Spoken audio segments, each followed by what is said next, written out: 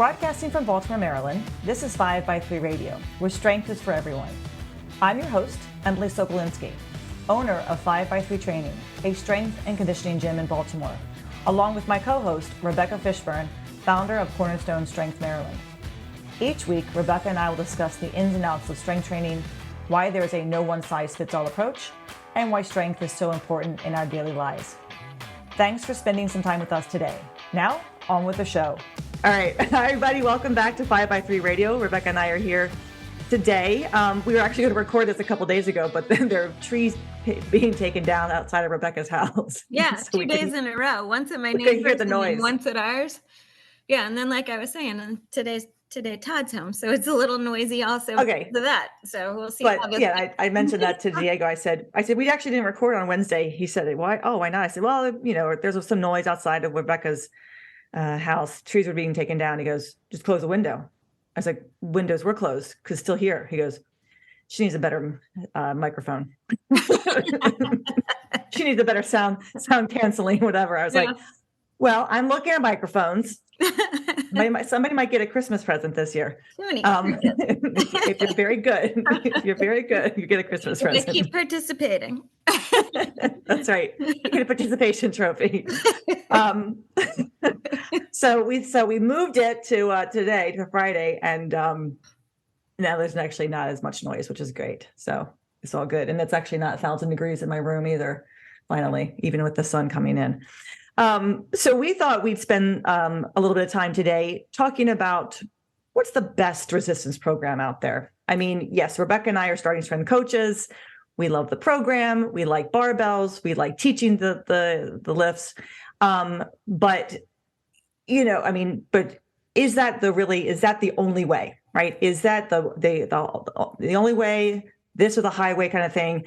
What are other ways of resistance training? When people talk about resistance training, that really is the key, because you say resistance and people can think of bands, they can think of kettlebells, they can think of barbells, they can think of dumbbells. So we thought today we just kind of start to throw out a few things that I guess maybe a few of our opinions, our thoughts about training in regards to ourselves or in regards to our clients, and kind of getting away from a all or nothing approach, I think is the topic. Is that right, Rebecca? Yeah. Well, I mean, because a lot of times I think, especially when people are first introduced to and converted to a starting strength program, it is a little bit cult-like in that people are all in and they want to do it the right way. And a lot of times you get people, especially when they're just starting out and have, read all of the information, who sort of look down or disparage other ways of lifting. Yes. And yeah, go ahead. Todd's trying real hard not to make He's actually heading downstairs to lift. It's very exciting. Okay. So see, he's going downstairs to do some kind of resistance program. Yeah. There is that mentality, and it's actually nice that most people who come to my gym for to join as a member are not, either they're familiar with the book or they're not familiar at all. And when I tell them the program that we have, I say, we use the model. We use the starting strength model. Are you familiar with it? Some people say yes, and some people say no. And all they know is they're lifting with a barbell. And we're putting them on our program, and they're doing our program, and they're following our instructions and our coaching, and they're feeling good and making and progressing and making great improvements in their technique, in their movement, and in their strength. So with people that are coming to your gym, like, they may or may not have heard of starting strength, but they know going in that what they're doing is talking primarily about barbell training. Yes. And so like on the other end of the spectrum, a lot of the people that I get in a commercial gym, I have to sort of do a little bit more sales work to convince them that what they might want to do is some barbell work. A lot of people in a commercial gym are, what they see and what they imagine is maybe what they read in some magazines, which might be some good compound movement, right. but generally right. with a kettlebell or with with dumbbells. But a lot of times, especially older people at the gym, and like older, I mean, like, 70, 80, 60, even. A lot of times their preference is towards machines. And so, I have a client at this point who's 80, and I inherited him from a different trainer.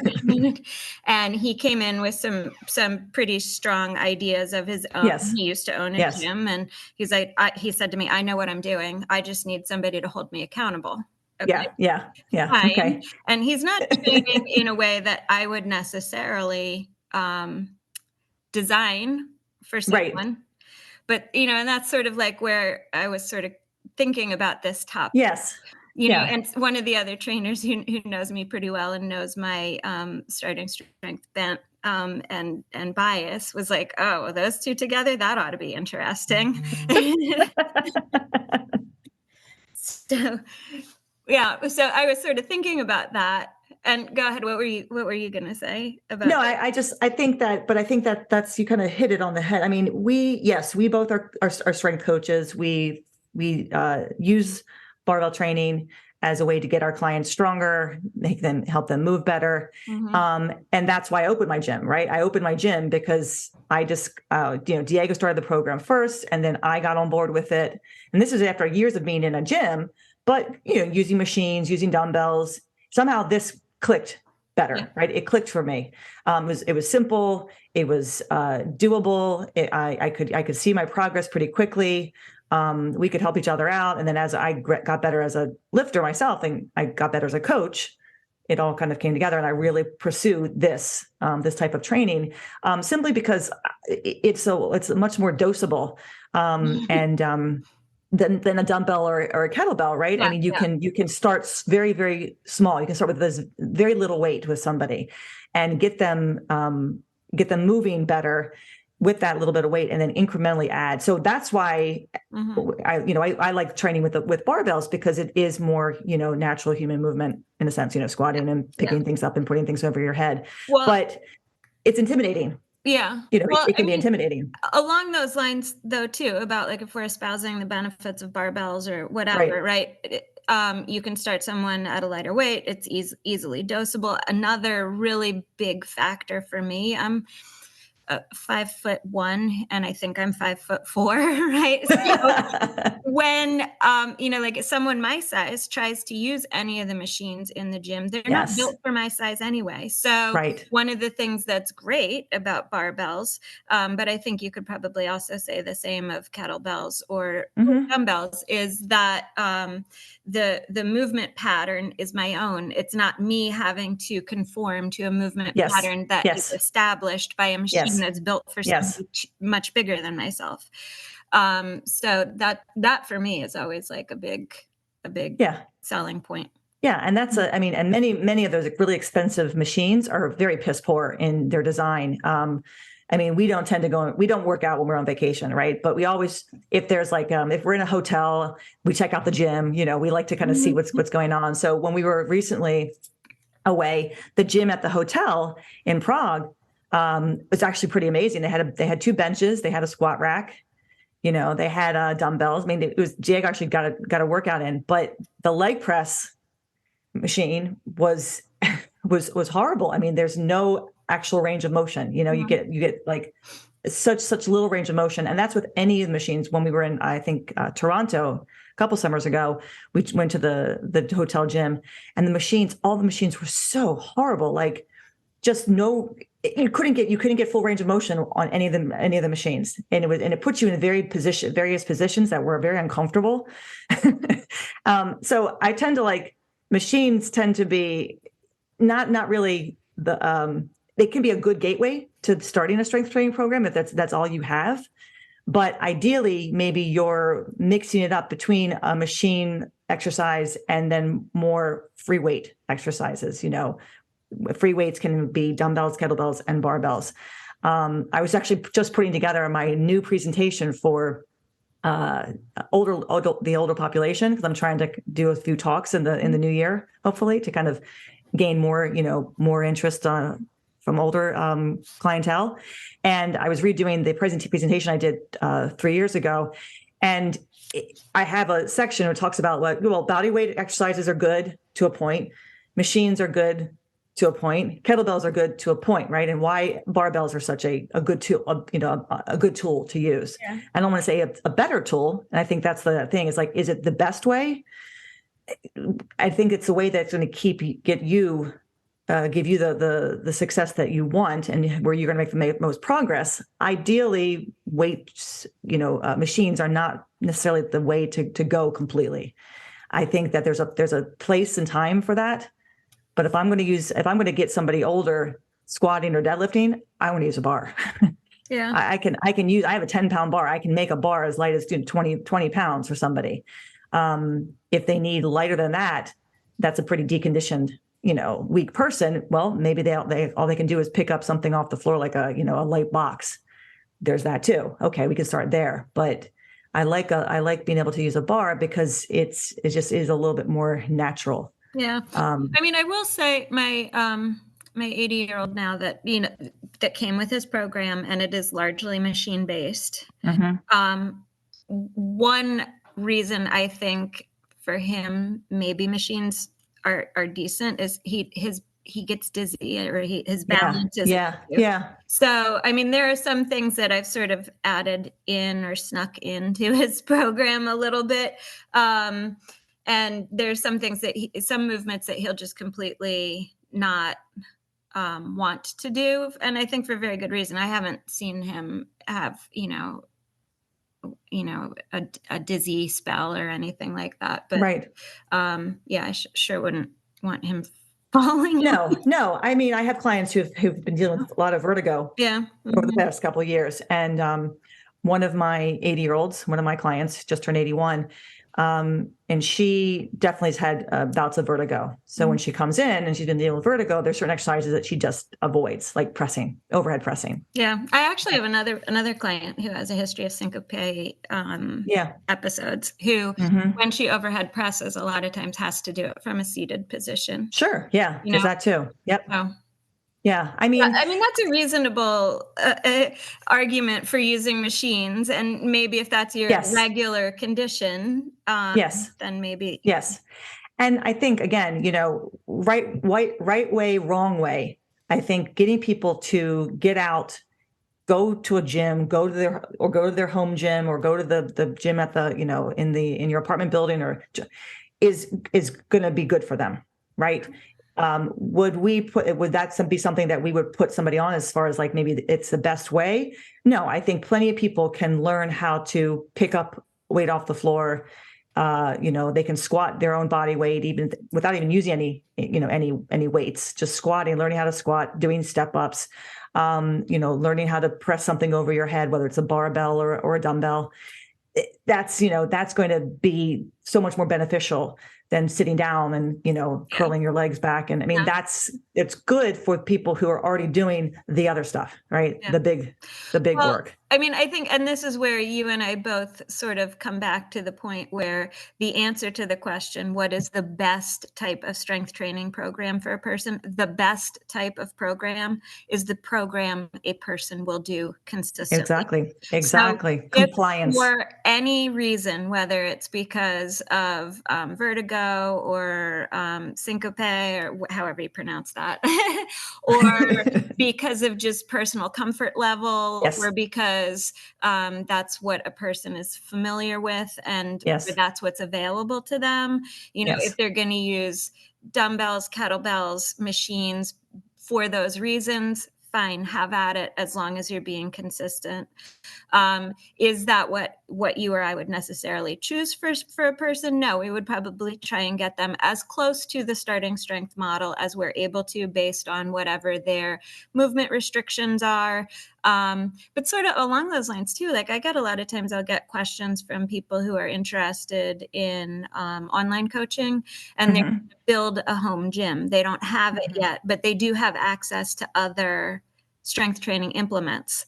And because they're sort of in that starting strength pipeline a little bit, or in that mindset, like there's so many times where people are like, well, I'm just not going to do anything until I get my gym made up. Yeah. They'll have a gym membership. They'll have access to dumbbells or something, but they're going to wait because they're going to build the gym first, because that's the best way. So the best way is what you can do that you're comfortable with, that you'll be consistent with, but also sometimes what you're able to do now as opposed to delaying.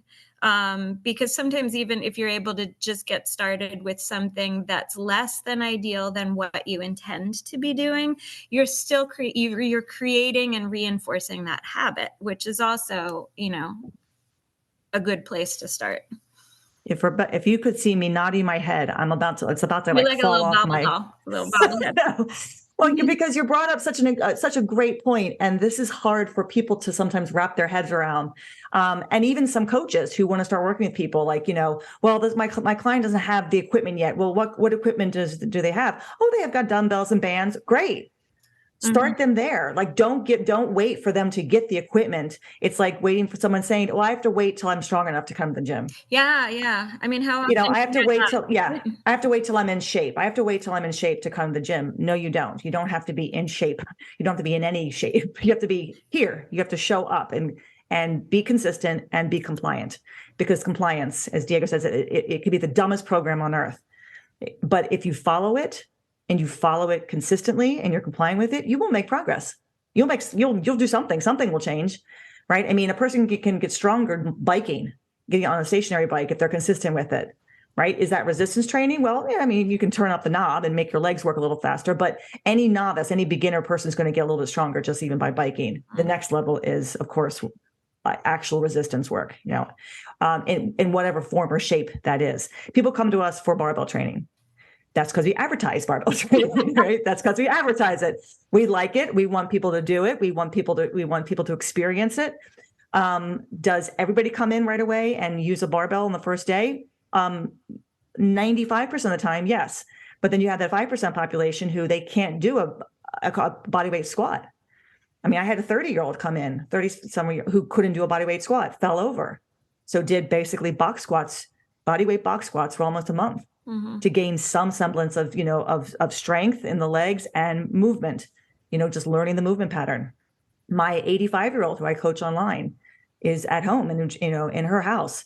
She has a chair, she has some dumbbells, she has a band, she has a box that we can put weights in to do box deadlifts. And, and she loved when she came to my gym a couple weekends ago, I actually taught her how to deadlift. And she loved it. And she said to me, I love that so much more than the box. Surprise. It's exciting. It was exciting to her. She wanted a bar. She wants a bar for Christmas now, So this is, but if I had to wait and say, well, I got to wait for you to get your correct equipment. I'm doing a disservice to somebody who could benefit from just any type of program. And also, because what you're describing with your client is like she's building some momentum, her enthusiasm is growing, she's building confidence as well as strength.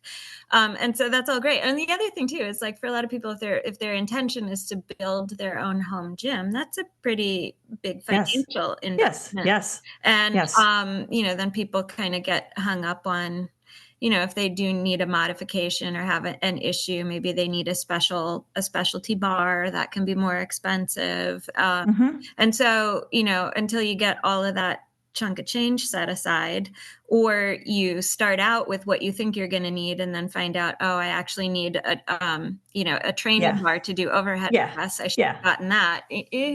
Just, you can take with what you've got and do always. I can take the starting strength model that is geared towards barbell training, right? Using a barbell. But I can take that and I can apply that using dumbbells, kettlebells, bands, push-ups, right? It's pushing, it's pulling, it's pressing, it's picking something off the floor. Yeah. Four movements. So what do? I take my client and she'll squat, right? She'll do squats to a chair. Then she does overhead presses. She does band pull aparts. She does box deadlifts, right? I'm having her do a program that is very similar to a squat, press, deadlift program. It's just pared down in such a way with equipment that she has at her fingertips right now.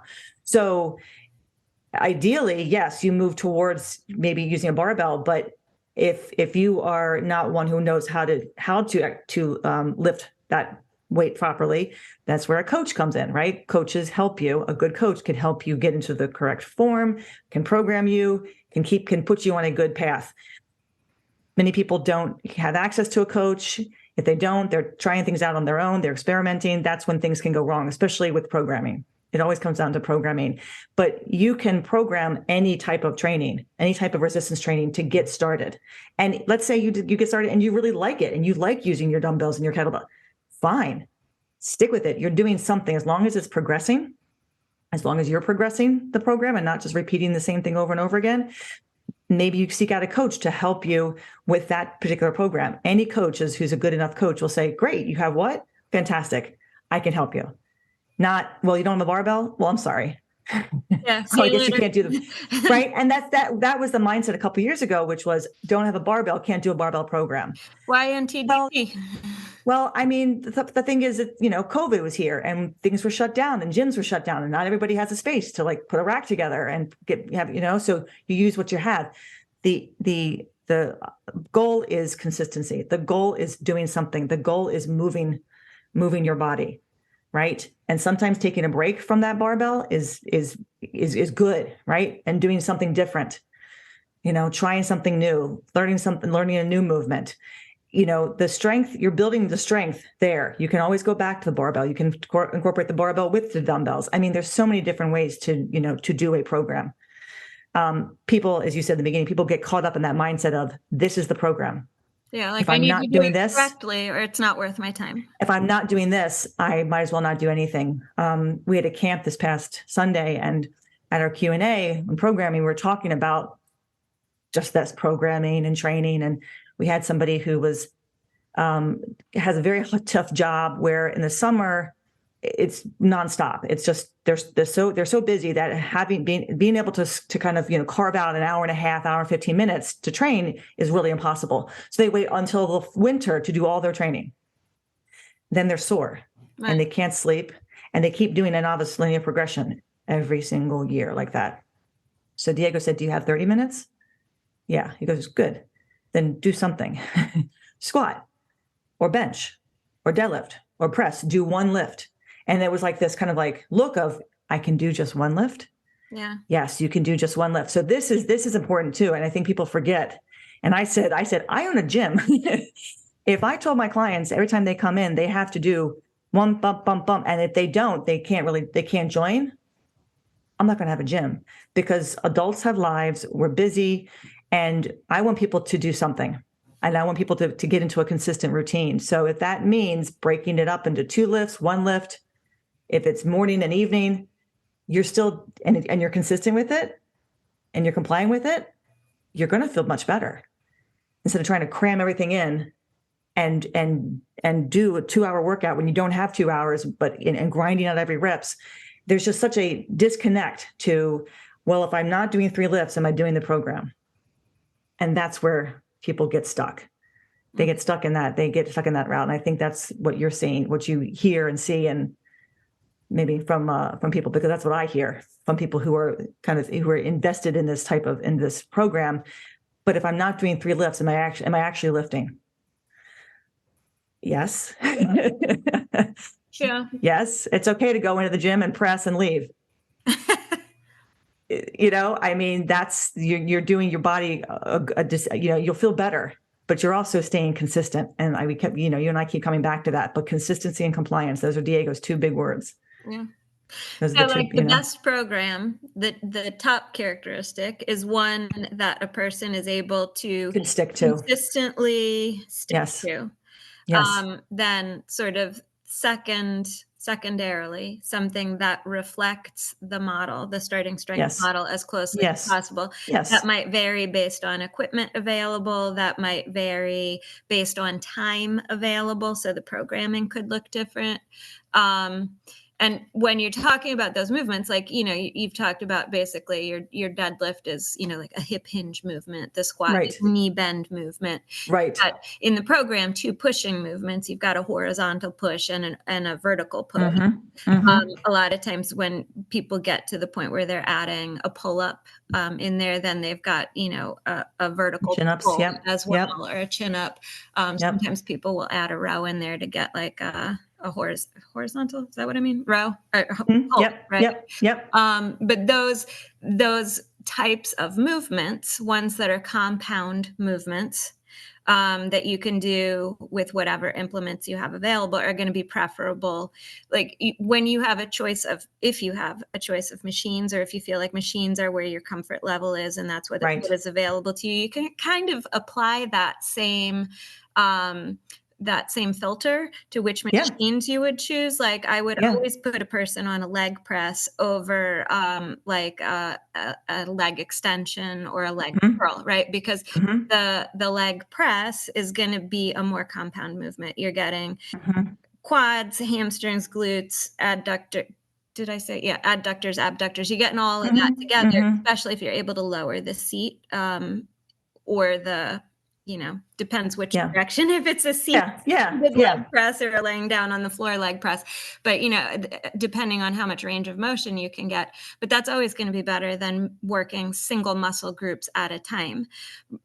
So like the idea there with the barbell is that basically mimics the way you use your body out in the real world. So compound movements, not isolated muscle groups or single joint movements. So the machines or the exercises that you choose, kind of run them through that filter. Compound movement, multiple joints involved, lots of muscle groups involved. Check. Let's go with that. And then the third thing you said also, progressing them. So not coming in and, okay, well, these are the exercises that I do. And for the next 12 months, I'm going to do exactly the same number of reps with exactly the same way. Yeah. The idea of progressive overload, applying that to the programming as well. Yeah. And I think that's where, a lot of times people do go wrong. They go wrong after so many weeks or months because of programming. Right. And that's where a coach obviously comes in. Yeah. I mean, the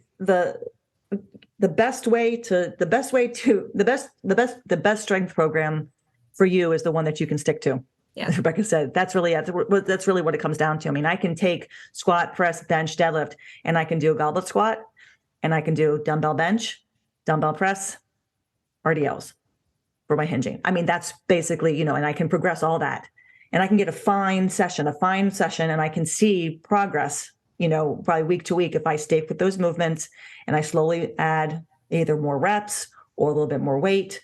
The hard thing with the dumbbells and kettlebells, of course, is incrementally adding load. Which is why, of course, barbells are a bit, in a sense, a superior tool, simply because you can add slower. I can add a half a pound to a bar. I can add a pound. I can add a quarter pound, right? And it does allow for, and allows for, for movement, free movement. So do dumbbells. The downside is dumbbells get more cumbersome when they get heavier to hold. Yeah. They only go up 5 pounds unless you have magnetic plates. You can add to your dumbbells. They do sell those. Kettlebells, again, they're expensive. They take up a lot of space. If you're going to have like 5 pound increment, same thing. Kettlebells get heavier. They get more cumbersome to hold. So it's kind of like a trade-off. But again, if you only have those tools and you don't have the room, or you don't even, or not necessarily the interest, maybe you can get stronger and you can move better using the tools you have with a good program. And just and doing that program week in, week out, twice a week, 3 times a week, whatever works for you. I mean, there's tons of information out there, but we like barbells because of the ability to really load slowly over time and give you more practice with that movement over time. That's what's nice about it, is we can start anybody in any place. But I would so rather teach somebody how to do a goblet squat if I could. If I was working with somebody, maybe the leg press would be great, but I would definitely also want to teach somebody how to do a squat as well, right? But it's definitely superior, I think, to over machines. It'd be like goblet squat, leg press, machines down here. Yeah. Machines down there. They take up, they're too expensive. They take up a lot of room, and they're just, most of the machines that are out there are just crap as far as just how they're built and how, for different, as you said, as you noticed, for different bodies, they don't all fit, right? With the same body. Whereas your body with a barbell, you get to squat or deadlift the way that your body makes you, right? When you get into that position correctly. It's kind of it's an interesting subject to talk about, because there's so many people who are just like, nope, I only do this, and this is the best way. And I don't think you can say this is the best way and this is the only way. It's a way that we're kind of biased. This is what we like. This is what we want to coach. And this is what we believe in. We believe this is a good program to put somebody on. But I can have somebody come in and do the exact same program using dumbbells until they're maybe ready mentally for a barbell, or even physically. Like maybe even that 10-pound bar on their back is just like, it's just too much for them to process. So squatting with a 10-pound dumbbell is just more easy. It's more easy on the mind. They can see the weight, they can hold it, as opposed to it being on their back and they can't see it. And they don't know how to squat when the weight's not visible to them. And I think that's really the key. That's really what interests me when I watch people in my gym, when I'm teaching people, let's say at the squat, they'll squat with a 20-pound dumbbell. They'll go up to 30 pounds. The minute I put a 10-pound bar on their back, they collapse. They fall apart. They can't squat. And it's simply because I think they can't see the weight. So it freaks them out that they're going to get stuck at the bottom. There are some really interesting things that happen where you can see people's brains processing things differently.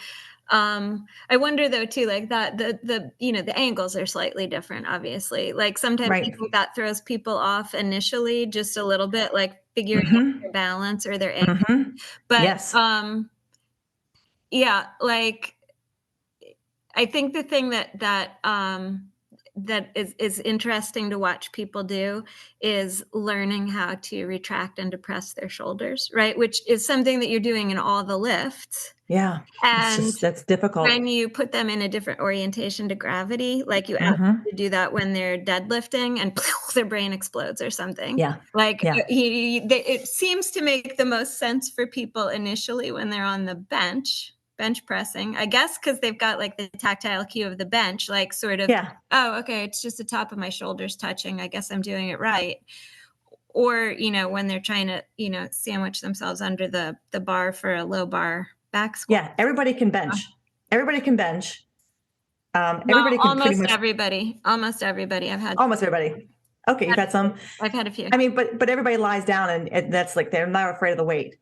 You put that same weight or lighter on someone's back, and they fall apart. They just, because they can't. And I think, and I've said this many, many times to people, I think that when people learn how to squat, and they can't see that weight, that's what panics them. That they're having to trust their own body. They're blind to that weight. It's back there. They have to hold on to it. They don't trust themselves to come back up out of the bottom, of a position. It's just dumb. Something inside of them just doesn't compute.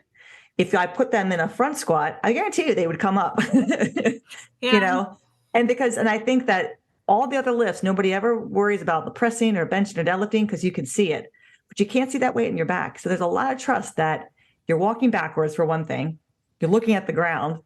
I'm making you squat down and bend over this bar on your back, and then I have to come up with it in the same. I have to do what? And and people have agreed with me. I always said, and they said, you're right. I'm afraid of coming back up. I'm like, don't worry, you'll come back up. It's okay. You will come back up. I promise you. But until they get comfortable or more confident with that movement of how to squat, it's a very challenging thing to help people with. So that's why goblet squats are kind of a nice way to start, because man, you put that weight on in front of them, they got it. Oh, this is no big deal. Then I put the bar on their back. They can't think it, their brains just, they freeze up. Yeah, like I'm trying to think that through a little bit, like from a first timer's perspective. And I wonder if there's something to like the bar being on their back and having a sense that it's going to pull them over backwards. Oh, absolutely. Whereas the bar, like a kettlebell in the front, well, I could just let go of it and it'll fall down in front. And there's the counterbalance, right? Yeah. I've got weight here, and I can feel myself getting in position. But now I have to do more work. I have to do a little bit more work to think about how to keep myself in balance. At this point, I think the expression that Fred Houts used was the train has left the station, right? We're completely off the topic, Emily. I don't think we are. I think we're talking about the topic of like, what's the best way to train, and we're talking about squatting, we're talking about bars, but also we're talking about why some people may prefer to use a dumbbell or kettlebell over a barbell in the beginning, right? And why a coach may want to obviously teach somebody how to do a squat with a dumbbell or kettlebell before a bar. I've had plenty of my coaches put a bar on someone's back in the beginning, and then 10 minutes later, and they're in the turf room with a dumbbell, because they realize they're going to get the person squatting better. Something is not clicking with the back, or they're tight, or their shoulders hurt, it bothers their shoulders, or whatever it is. But sometimes it's just panic. It's just sheer panic. So when they have a weight in front of them and you say to them, so this 10-pound dumbbell is the same as this 10-pound bar, they go, and they have to kind of wrap their heads around what they have to do when they have that bar on their back. And sometimes it's just, you don't start there. You start somewhere else with them. That's fine. You don't kick them out and say, well, if I can't teach you how to squat the barbell, you don't belong here. And I think people are afraid of that. Sometimes they say, don't kick me out just because I can't squat with them. Like, why would I kick you out? Well, I can't do the program. You're doing the program. There's that kind of mentality of like, if I'm not doing it this way, am I really doing anything for my body? And that's the people who believe wholeheartedly in that program. The other people who come in, if I give them a dumbbell, they'll be like, okay. Yeah, it's just a very rigid way of thinking. It is. They're like half full, half empty, like is that right? Or all or nothing, just all or nothing. All or nothing mentality. And that's what I'm saying. Like, I think even though we veered off talking about squatting, but I think that's essential. Like, you might have a client come in who maybe wants to use a barbell, but then freaks out when they start using it. Well, guess what? You can say to them, it's okay. It's okay. We're going to use this today. Yeah. And we're going to work you up to that. Right. And then next time they come in, they're a little bit more relaxed about it.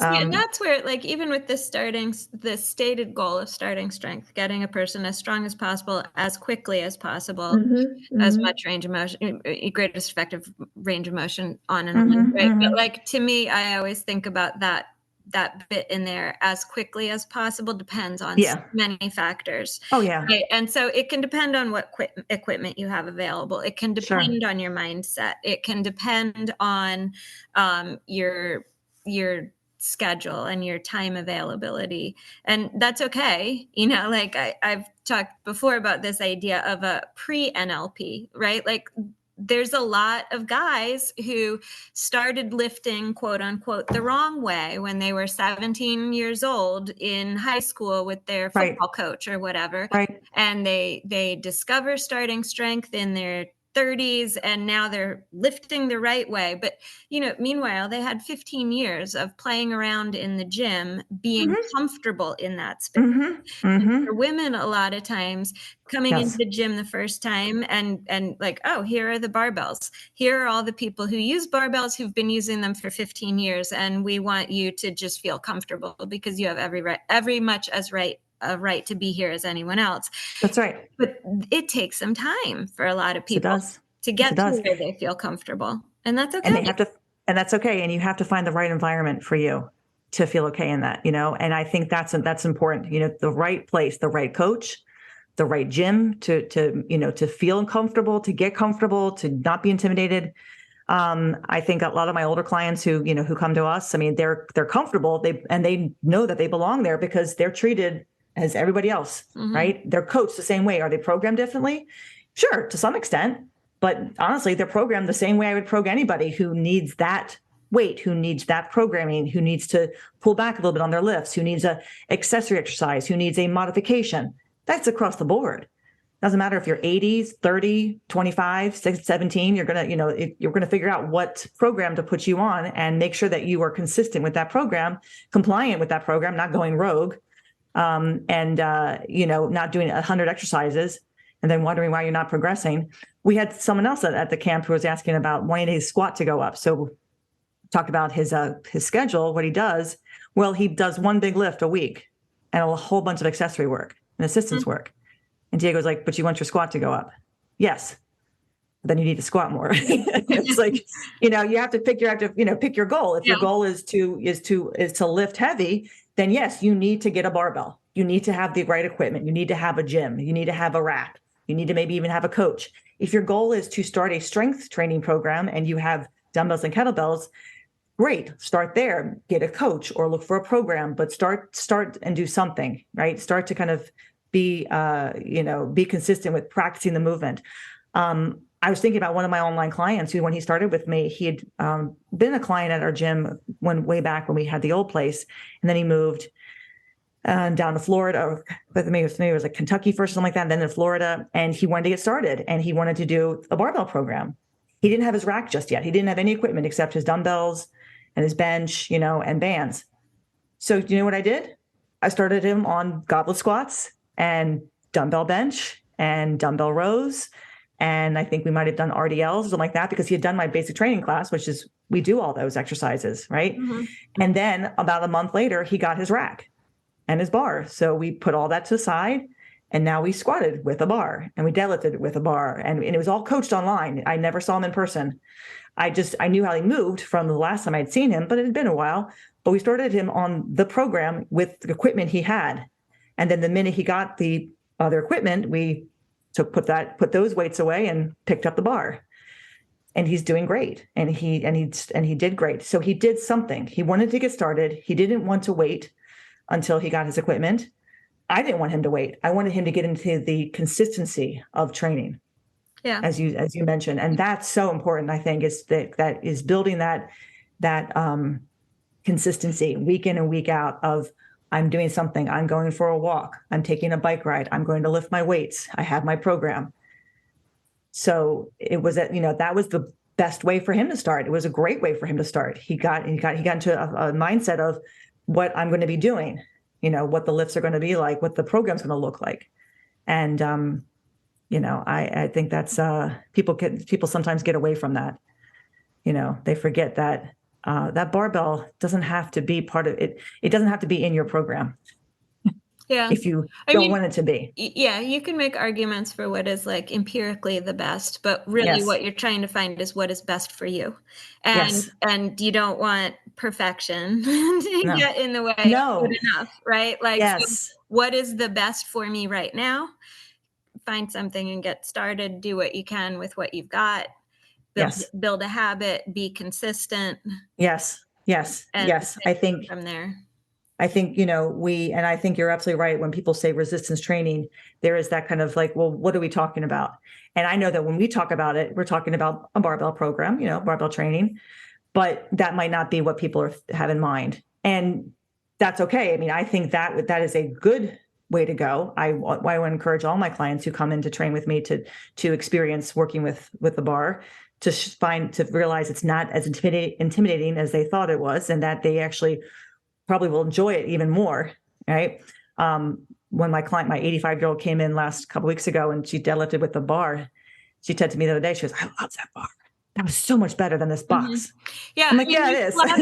There's a lot of things. If you get a person started doing what they can with the equipment that they have available, or the equipment that they're comfortable using. Yes. They get to a point, if you are progressively overloading the exercise, where they will just realize on their own that ergonomically a bar is so much more efficient and in many ways so much easier. And then they're like, oh, I just never, I don't know why I was afraid of that. I mean, and that's why, and that's the reason we train those specific exercises is because there is carryover into our daily living, our daily movement patterns, right? Our movement, what we do, picking things up, putting things away, taking things off of a shelf, sitting down on the toilet, sitting on the floor with our children, getting up, walking up the stairs. I mean, and so when you go to the gym and you practice those movements and you practice keeping something close to you and picking it up correctly, it carries over into, what you do at home, what you do outside of the house. And I think that's what was noticeable to her for what she was doing at home. And also now she actually has this bar in her hand. It was like, wow, this is so much easier. But this makes sense to me now because I was already doing that. I just have something different in my hands, a different piece of equipment. It's well, I mean, I guess as you're talking about that, another thing that sort of comes to mind in terms of, like, a lot of times you or I, as starting strength coaches, encountering people who think that they, it's all or nothing. I have to do it this way or not at all.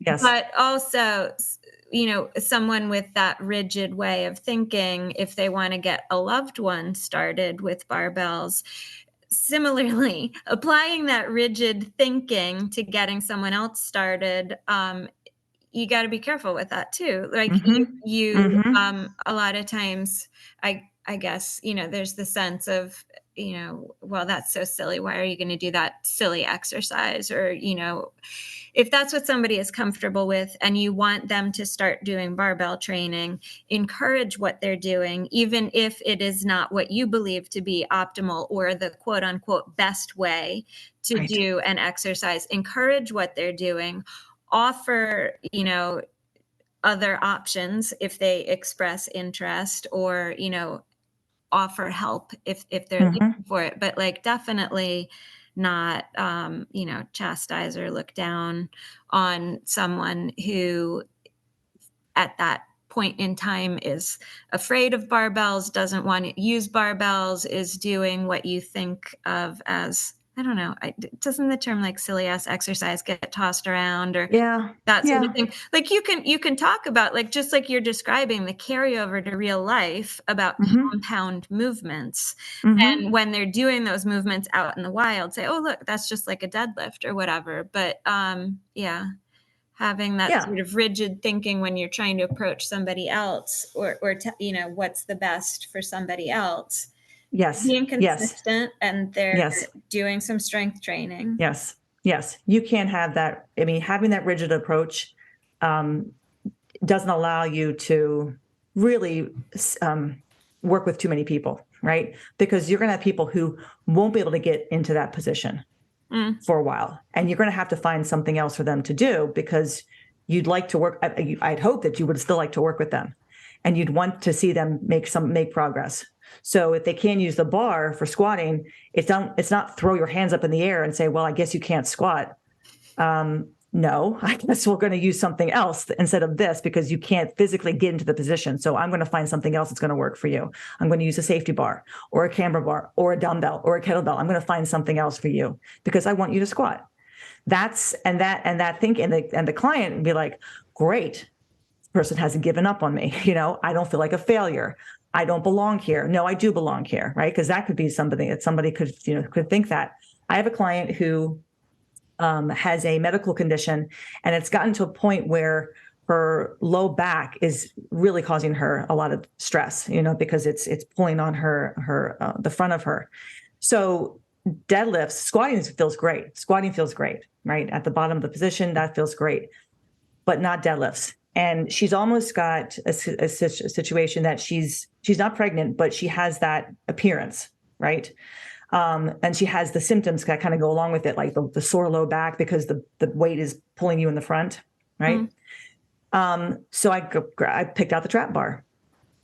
And I was like, well, guess let's try trap bar deadlifting, because if you say that your squat feels great, I bet you the trap bar deadlift's going to feel good. And guess what? In my head, when you were talking about that, I'm like, did you pull out the dreaded trap bar?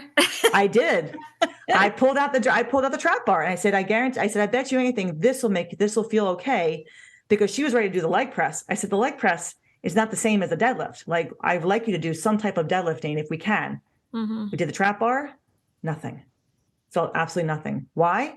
A different movement. It is more squatty, right? It is more upright, it's more squatty. It had the same kind of feelings as the squat does. Great. I can pick something off the floor now without giving, adding to my back strain. I had a couple of my pregnant women doing that because their pregnancies were preventing them from getting to that hinge position. It wasn't comfortable. I don't want you to be uncomfortable. I want you to be successful. And I'm going to find a modification for you. When we can go back to the deadlift, we will, because it does work your back. And I like to work your back, right? But right now we're going to stick with this. That's what you do. That's what you do as a coach. And that's what you do as a client. Your open mind, right? This person has has me in mind, has my best interest in mind, and they want to help me. And I also want to help myself. If it had been like cross her arms and say, no, I want to deadlift, figure out a way to make me deadlift with a straight bar, but not hurting, I can't do that. But that's not this person. And most people wouldn't probably do that if they were actually in pain.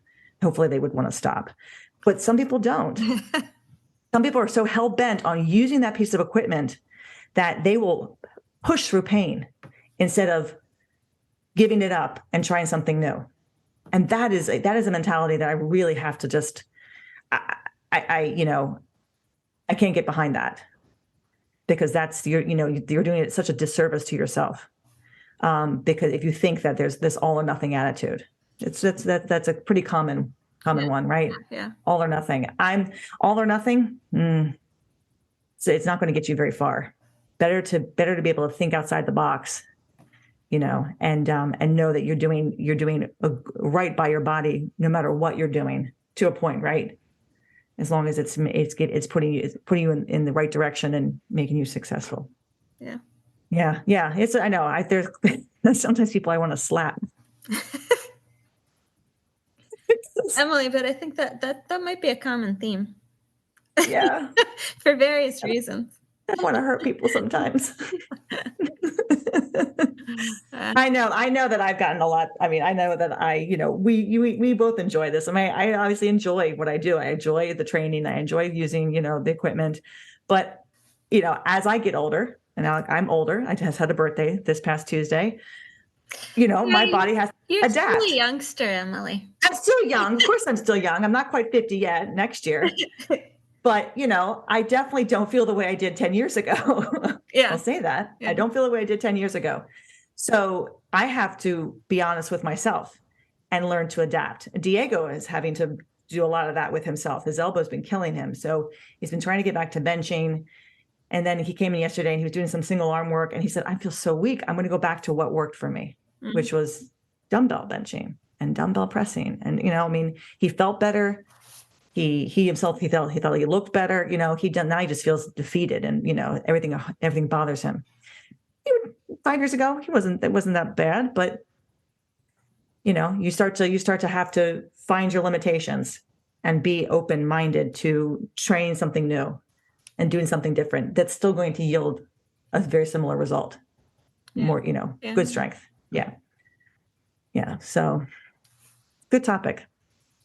Lot to discuss. We could keep going on and on, but we won't. Don't worry about it. I think we've pretty much run it through. Kind of exhausted that. Yeah.